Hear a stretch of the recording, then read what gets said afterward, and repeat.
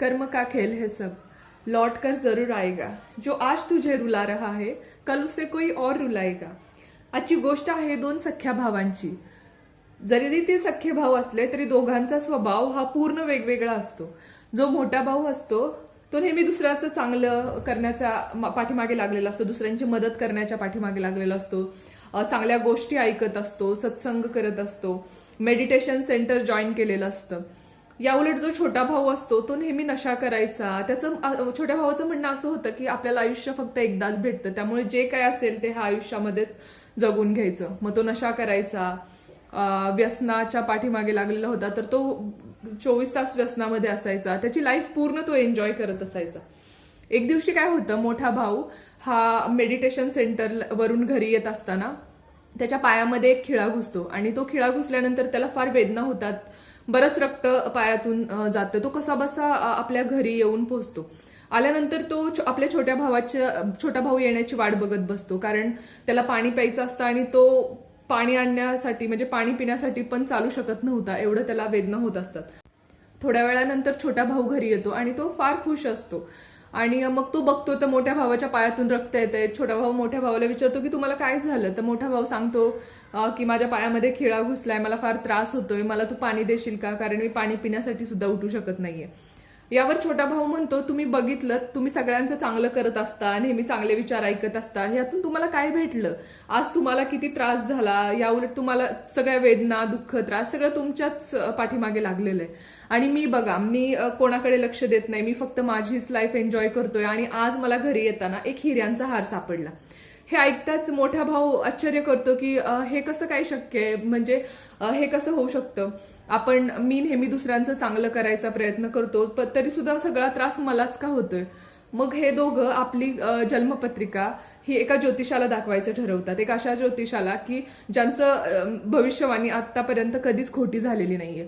मग हे दोघं जातात आणि एका ज्योतिषाकडे जातात आणि त्यांना पहिल्यांदा मोठ्या भावाची पत्रिका दाखवतात. ज्योतिष ते मोठ्या भावाची पत्रिका बघतात आणि म्हणतात हे काय आहे, तुम्ही कोणाची मला पत्रिका दाखवताय, या माणसाच्या पत्रिकेत तर आज मृत्यूचा योग आहे, आतापर्यंत हा माणूस तर मेला पण असेल.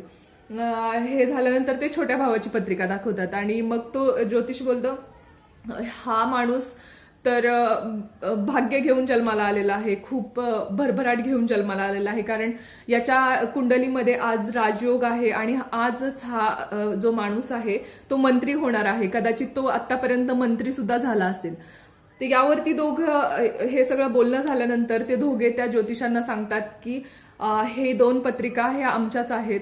यावर ज्योतिष म्हणतो हे कसं शक्य आहे, हे शक्यच नाही, कारण मी आतापर्यंत केलेली भविष्यवाणी किंवा पत्रिका बघितल्यावर सांगितलेलं हे कधीच खोटं झालेलं नाही आतापर्यंत आणि हे असूच शकत नाही. म्हणजे ज्योतिषच यावरती विश्वास ठेवायला तयार नसतो. त्यानंतर ज्योतिष त्यांना विचारतो की तुम्ही दोघं नक्की करता काय, मला सांगाल का.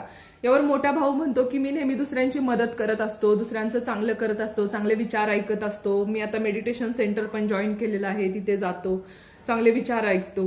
यावर छोटा भाऊ म्हणतो की मी याच्या उलट आहे, मी कधी कोणाच्या नादी लागत नाही, मी फक्त माझी लाईफ एन्जॉय करत असतो आणि याच्यामुळे मी नशा पण करतो, मी फक्त माझी लाईफ एन्जॉय करतो, पैसे उधळतो.